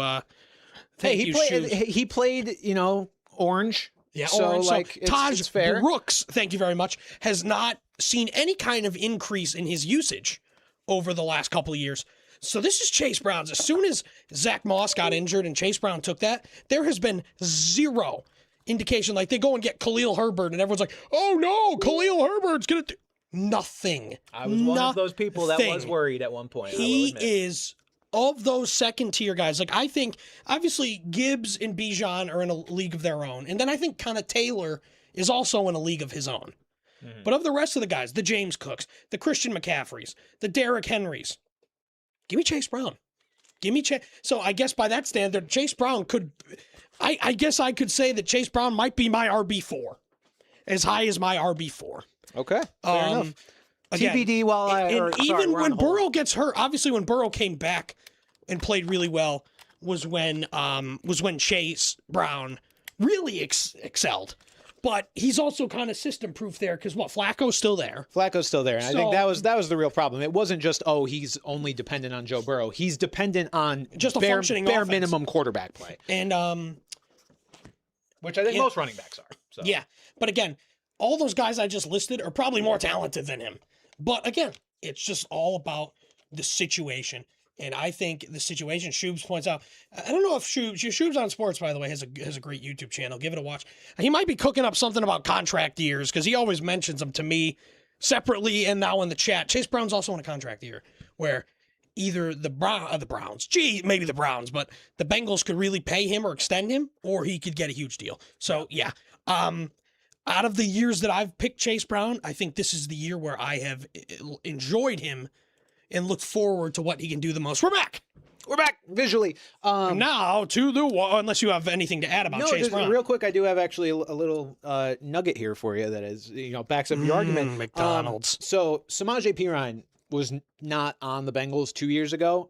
So just to qualify this stat, but because I think the guy who tweeted this out didn't realize that at first, but it's still a good nugget, I think. Samaje Perine was on the field for just 37 snaps over the last 2 years with the Bengals under center. So under center, 37 snaps, which really just means last year, because last year was the only year he was on it. But in the last 2 years, Chase Brown has been on the field for 223 snaps with the Bengals under center. And the Bengals have made that a focus of this offseason to play more under center. Seems like a lot of teams are doing that. And the other thing is he catches passes.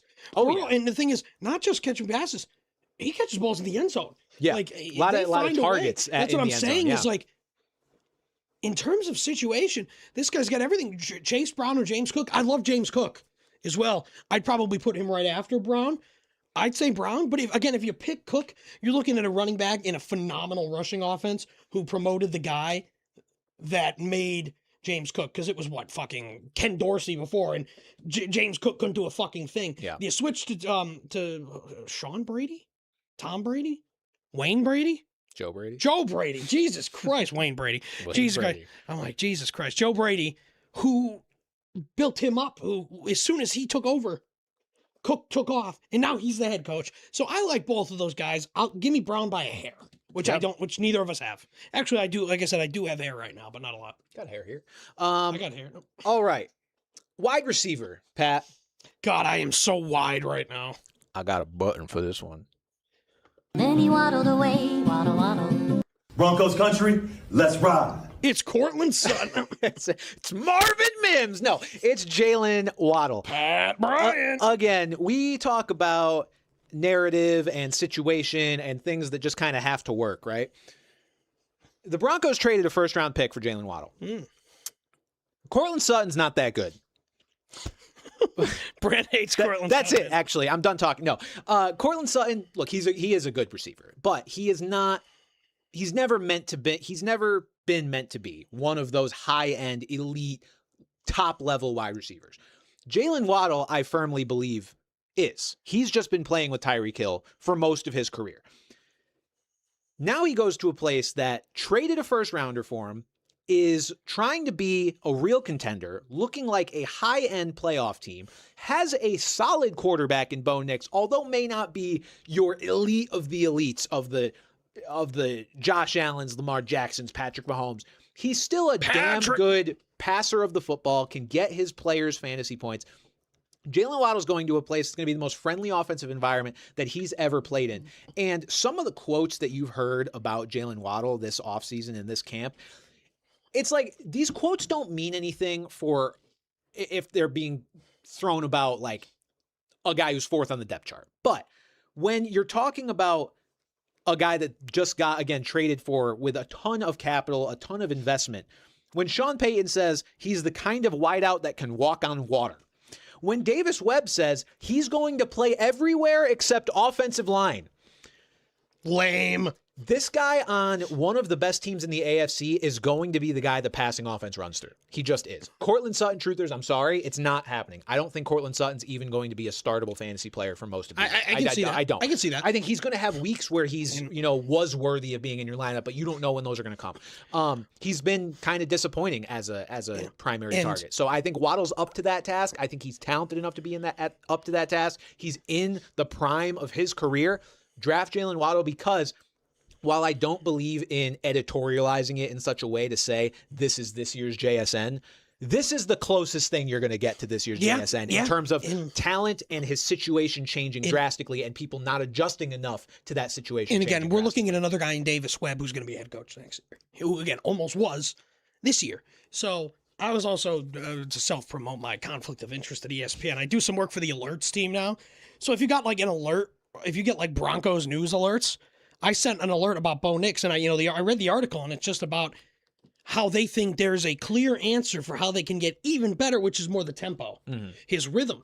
So it's like if Bo Nix and this offense can get even better, in spite of how good he's already been, sky's the limit here. The sky's the limit. And again, Sean Payton's offense, he might be the unk now of the offensive geniuses, but he still is. He still is, man. I think just when you have a team like, we all know the Broncos are planning to be a top tier contender in the AFC, and they make this trade for this guy with a first round pick. It's like, it's something they're going to be extremely incentivized to make work. As if it wasn't already just naturally going to work because he's a good player. They are going to make it work. Yeah. Through hell or high water. The only obvious downside with Jalen Waddle always is that he gets dinged up a lot. So let's hope he minimizes that. But in terms of just the value he can return, I mean, he's going, let's see, these are consensus ranks. Jalen Waddle is the wide receiver 20. The most possible thing ever is him finishing as a top 10, even top 5 receiver, given the spot that he's in Denver. So again, you also got to worry about the health a little bit, but you can't. Yeah, the health is the big thing. But you truly can't. You can't draft fully scared. Like it can knock a guy down a few spots for you there. But I'm with what you're saying. And like I said, I after reading this and seeing what Davis Webb said, Broncos country. I'm playing Waddle. Waddle. I like the direction this Denver team would go. This team made the AFC Championship game last year, and then got smoked. Pussies. Jared Stidham got smoked. I still bitch. That Bo Nix alert was one of the crazy. That was the only crazier one I can remember is the Broncos Luka country. Trade, Let's cry. Is the Luka trade, but the Bo Nix is just saying, he broke his foot or broke his leg or whatever. Broke his ankle. What? Yeah. But yeah, no, I agree. I'm gonna go with the guy a little higher in the rankings. This was a guy I liked, and then I poured a little cold water on him. Mm-hmm. Not much. In light of recent events, I'm just as back as ever. I'm talking about my good friend from last year, Chris Olave, is my Pats pal, a former Pats pal as well. I believe the first year we did this, he didn't do too much. He's back. I love Kellen Moore. I love Tyler Shuck. Tyler Shuck was almost my Pats pal. I didn't want to have two Saints. I love Kellen Moore. I love Tyler Shuck. I love what they've done to that offense. They brought in Jordan Tyson, who was going to help a lot too, but now that he's going to be out months, not weeks, probably close to 2 months, he could be out.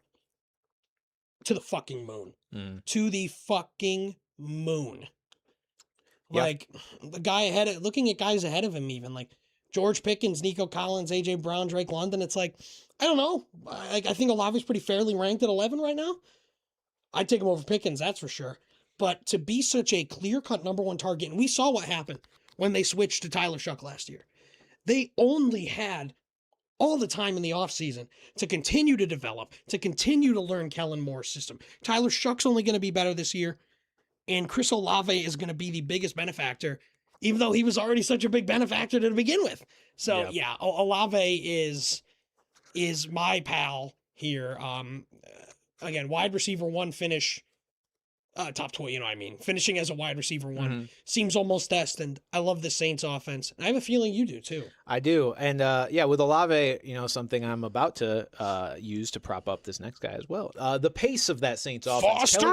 Kellen Moore runs a lot of plays. It's a very fast-paced offense with that Saints team, and that is just only going to help Chris Olave just in terms of volume of plays run, means more potential targets, means more potential scores, and also more potential targets and scores for Brand's boy at tight end. Stay on the field, Chris. It is Juwan Johnson. That's deep. It is deep. Deep but too. I've mostly gone. I've been historically pretty good at finding the late tight end that actually becomes a real difference maker in a league. And this year, this is my bet. Assuming the Saints don't bring in anybody else as a major target getter, now that Jordan Tyson is done for at least half the year, it sounds like. Juwan Johnson was good last year.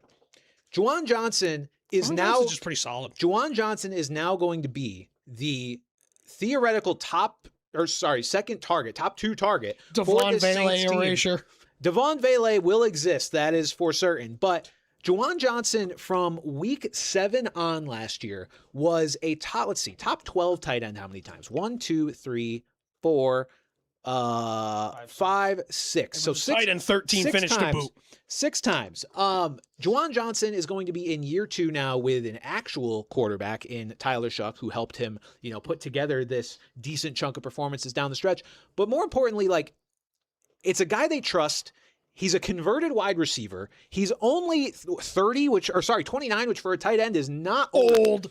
And I think when you're looking at situations for guys to thrive, sometimes teams have to accidentally fall into a situation where it's like, all right, well, I guess we have to use this guy more than we plan to. Juwan Johnson's a guy who I've always loved the talent. I've always loved the player, but he was just not the highest priority in that offense to allow him to be fantasy relevant all the time.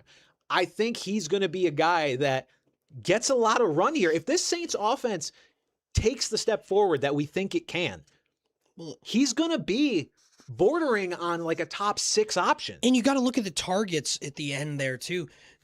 The only little concern is the touchdowns. Only 3 touchdowns. But that's the thing. But here's We're the thing. assuming the offense gets better. Assuming the offense gets better. Taysom Hill is genuinely gone. Alvin Kamara is hurt. Jordan Tyson is hurt. Rashid Shaheed is gone. Mm-hmm. There is so much more opportunity for him. And that's the thing, is he kind of caught his way to relevancy at the end. 6, 5, 4, 4, 8, 4, 3 catches in that last stretch after the bye week there. He's kind of going to need to do that. But if he can get the positive touchdown regression, as Mike Clay morphs behind us in the background. He's been summoned. Johnson, again, going at tight end 16. I'd rather have him over Mark Andrews. He's just going in that area where a lot of those tight ends aren't even going to be picked, and he's free. Here's the free, effectively. Looking at it, I would rather have him than every other player in this tier 3, I think, which is Travis Kelce, Dalton Kincaid, Dallas Goedert, Isaiah Likely, Jake Ferguson, and Mark Andrews. I think if anything, I would debate Kincaid. I might like. I hate Kincaid. I might like Fergie or Goddard a little more, but I definitively like him for where he's going. God, we're gonna cuck each other so bad, dude. It's gonna be horrible. It's fine. We're each gonna have each other's boys on our whole roster. That'd be all right. All right, Pat. Who's your? Let's tight wrap end? it up. I said that this guy would be. I said that I had 2 retreads from last year. The number 2 retread is Tucker Kraft. For good reason, though. For good reason, because I forgot where I saw it. Oh, it was watching First Take on this TV a couple weeks ago, being distracted. They showed the Packers' offensive numbers Just their output, their plays, their points. Is there a funny comment? Someone asked favorite fast food items, A and then quad said, Whopper? and then said Brand seems like a snack wrap guy, and Pat seems like a quad Whopper. I have something to. Okay, we'll get to that. Anyway, continue. Donate so we can answer that. The difference in the plays, the output, the points, the yardage per game, everything was so much different with Tucker Kraft. And this is an offense we talk about historically never has a wide receiver one. Mm-hmm. Christian Watson seems like he could be if he me some stays Watson. healthy. Yep. But then you've got like Matthew Golden. It's like, what is he going to bring to the table? Jaden Reed, do we have a dono question about Jaden Reed that we'll talk about? More of a gizmo gadget guy, not somebody who's going to consistently command targets. Tucker Kraft is going to be the number one target on this team, and a very good team at that. Yeah. Don't forget, this was a team that made the playoffs in spite of just absolutely melting down in terms of injuries last year. It's a very good team. Matt LaFleur is a very good coach. And I think even the injury, it seems the progression is going great. It seems like he's going to be ready for week 1. And where's he? I think he's like tight end 6, I want to say. Might even be a little lower. Tight end 5 on Fantasy Pros consensus ranks. And again, I do definitively like those 4 guys better. But it's important to note that, yes, consensus ranks this, consensus ranks that. He's very low on ESPN. And he's also and a lot of people are drafting on ESPN. So that is a place you could take advantage. He is also a very popular pick, I think. I don't think I'm like, reinventing the wheel here saying I love Tucker Kraft this year. I mean, I fucking did it last he's year. 101st overall. Tight end 8 there, as opposed to tight end 5. That's a big difference because this is a guy that, again, the way he was playing last year, tight end 2 in points per game, looks like he's going to be ready for week 1. Might be brought along a little slowly to start, but you're getting a guy who was tight end 2 in points per game, and his situation only improved. At 101st in talk about being involved, they line him up everywhere. Like Tyler Warren, he takes direct snaps for the tush push. Yeah. Tucker Kraft, for God's sakes. We'll see if he does that coming off. I doubt it, but that's the thing is he was playing phenomenally. Yeah. And I drafted him last year, and I did get T. Higgins out of him, which worked out very well.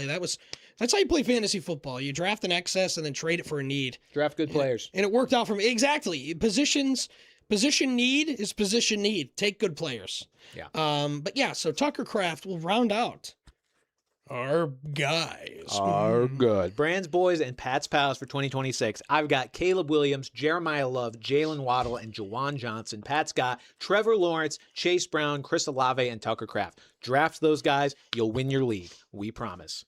Insert really long disclaimer at the bottom. But that will do it for this episode of Brand Coverage. We will be back next week at our new in-season Our new old time slot. Tuesdays, so that we can give you waiver advice during the season. Tuesdays, 10 a.m. Eastern time is when we will be back. So be there or be square. For Pat Gustafson, I'm Brandon Carney. We'll see you guys next time. Fuck you, Wes Cantor.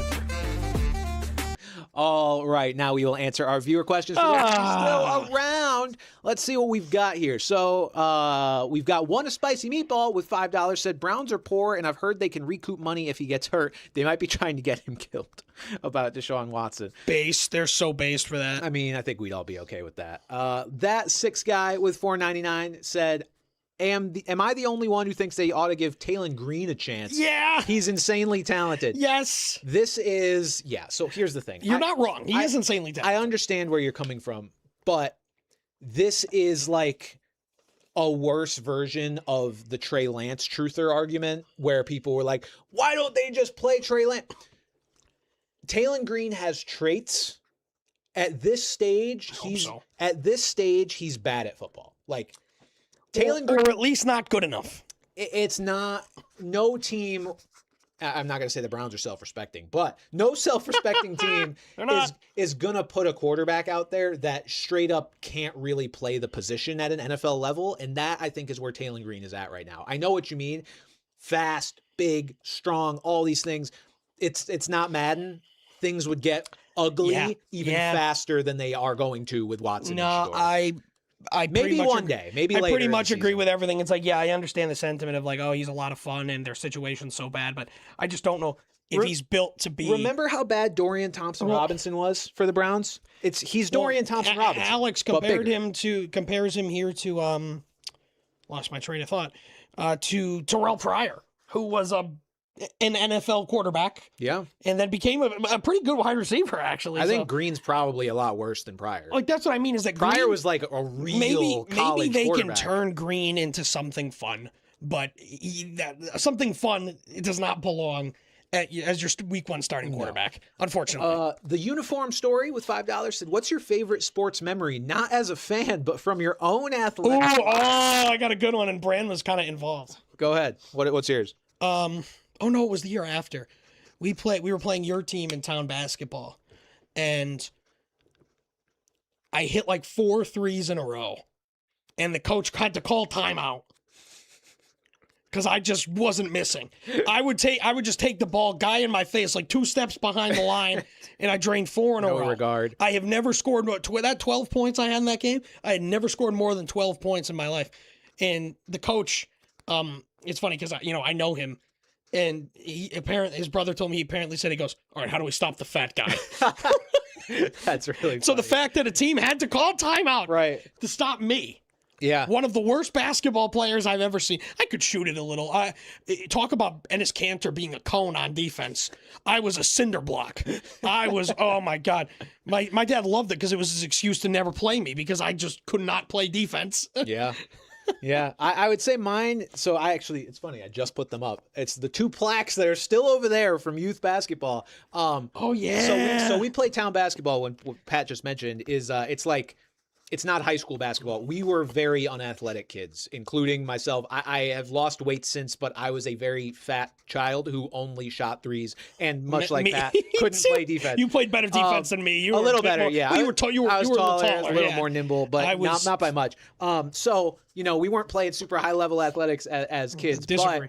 but my team won the town championship. It's like a town rec league where a bunch of kids just play, and it's a bunch of it's like 10-team league or whatever. So a bunch of kids who weren't good enough to play high school or didn't want to. We won that championship my senior year, so capping off like 8 years of me playing town These guys basketball are and fucking you beat the enemy. Yeah. The team that everyone hated, Yeah. where the commissioner literally just tried to rig the league never for really, his own team. After never really being on a winning team, we won the championship, which was awesome to cap off my high school sports career. And then after that, we had it's called the All-Star game, and that's what the plaque says, but it was a senior game. It was a senior Yeah, it was game. a senior game. The seniors played like an exhibition game after. Unbeknownst to me, I had no idea there were MVP awards Also, for this game. I think we're both on red here. Yeah, it's going to die soon. Okay. So we'll finish this up. But unbeknownst to me, there was an MVP awards for that game. I had no idea. So after playing a terrible game in the championship, we won, but I played terrible. I didn't score. I'm loose as fuck for this All-Star game. It's rec game. I remember. I was I'm ripping there. I threes. remember So vividly. I also made 4 threes in that. I had 12 points. Turned out I was the highest scorer for our team and got the All-Star game MVP after winning And the our friend, championship. our friend Gary, who was in the got the chat other today, one. got the other one who he dunked because Yeah. our other friend Jumped off Connor got someone- on his jumped off hands and Connor's knees back. and he jumped So, on his back. yeah. That was. Oh, I remember watching. I was there, and again, you guys beat the. And shout out to our friend and commissioner Andy, who is still keeping that league alive today. He's the co-commissioner of that, and he is. Like, he has an Instagram for the team. He buys them T-shirts. He gives them weekly award. It's just so fun, and it was fun when we played. And shout out to our boy Andy. And I will say shout out to Bill for as corrupt as he may have been. He did tell me during that game, like while I was about to sub in, he goes, "Hey, go out there and hit another 3." And I was like, okay, thinking he was just hyping me up, whatever. Turned out it was because making another 3 would have made me the highest scorer on our team, thus qualifying me for the MVP. So that's why he was telling me to do it, because he wanted to give it to me, which I appreciate. Those guys loved me because obviously I was just a fucking clown the whole time. Those guys couldn't get enough of me, and the refs. Great question, Uniform. Yeah, thank you. Cameron with 199 said, "Who should I pick at pick 6, 10-man half PPR Pretty league?" similar, except the only difference is you're gonna have 4 more players off the board. Mm-hmm. Again, you got to know your league. Are the running backs gonna fly? Or the receivers gonna fly? I think just overall, if you're picking at 6, I like me Amon-Ra. I was about to say Amon-Ra. I like Amon-Ra I think 6. if you're going receiver, I think you're going Amon-Ra over JSN, and if you go running back, I think you're going Jonathan Taylor. Agreed. Master Andrew with $2. I just gave away my draft strategy. How early is too early to draft Rams D? I mean, if you're in a 12-teamer, rounds start to get really gross in like 12. So that, I think, is where you could start to How think about it. likely is that? Are you going to get somebody that really impacts your team the way they could? I I was looking back at our draft recap from last year. There was not There was one good player drafted from round 10 on, and I'm not kidding. And it was Rico Dowdle, and that was it. Nobody else was good, period. Yeah. So the thing is with the Rams defense, you know, they could be one of these defenses that's matchup proof, but if they're not, the schedule's not like awesome. I also have a bone to pick. I took Kareem Hunt in the 16th round, and he was quite good. Whatever. So the Rams start against the Niners. You could probably play them at home against the Niners. Then you could definitely play them at home against the Giants. Then on the road against the Broncos, sure, maybe Eagles, Bills. It's like but look the at that the there. mid-season stretch Daddy. of Cardinals, Raiders, even the Chargers with that line in the Daddy, yes. Commanders, And Cardinals again? Yeah, I would say 12th round if you really want them. That would be my answer. Yeah, I'd prefer to play. That's the when you matchup. should start to play. I prefer to play the matchup, but still. Top 5 pizza chains. Pizza chains are bad. Fuck you. Ooh, I don't. I think I've only eaten at like 2 of them. First of all, I genuinely like Domino's. Like it's bad. Domino's is good if you don't want actual pizza. Well, yeah, if you just want Domino's, like, yes. There is a mood. I like to get it a lot after gigs because one, their rewards are phenomenal and their deals are phenomenal. Like one time I went there and got a large pizza, a medium pizza and a soda. A little soda, it was $2. Pizza was fucking I think Domino's free. Domino's is number 1 just for what it is. And the only other one I think I've eaten is Pizza Hut, and it's I just don't like Pizza Hut I like, but it makes me feel sick after every Their time. Cinesticks, I don't know if they still have those, but back in the day, their Cinesticks hit so hard. Yeah, my answer is get good and go somewhere that has good local pizza places because pizza chains are fucking bad. Cyclops 499 said, "Hey boys, had my home league draft this weekend. Between Michael Wilson and Jaden Reed, who would you choose for wide receiver 3? Amon-Ra and Higgins are my 1 and 2. Michael Wilson, not close.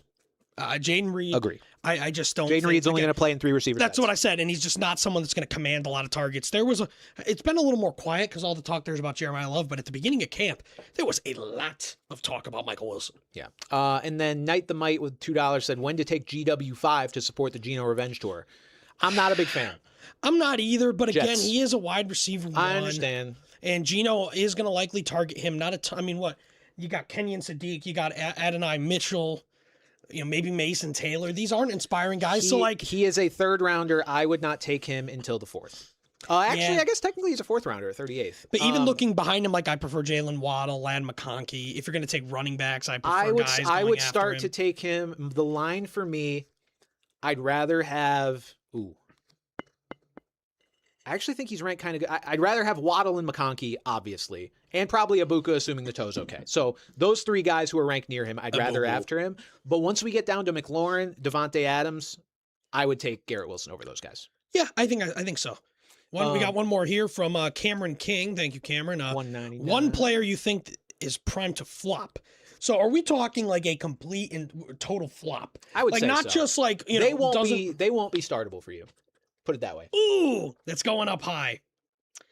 I feel like I know what your answer is going to be. So you go ahead. My answer, I don't think you do, because maybe you do. My answer is going to be a guy that I've gone back and forth on a few times, and I think I've settled on him now. It's DJ Moore. Wow. I'm good. Okay. I've decided I'm good. Okay. See, I'm very much in the opposite. I would probably say, like, Jamison Williams. What are we doing? Yeah. Especially, well, maybe we'll see what Sam Laporta, and if someone really high, I'd probably say Rashee Rice. Yeah, I could see Just that. because it's like that whole situation in general could just implode. Yeah, I get that. All right, that'll do it for this episode, guys. Thank you again for tuning in. Remember, Tuesday next week, Tuesday 10 a.m. Eastern, starting next week and for the rest of the season. It's Tuesday.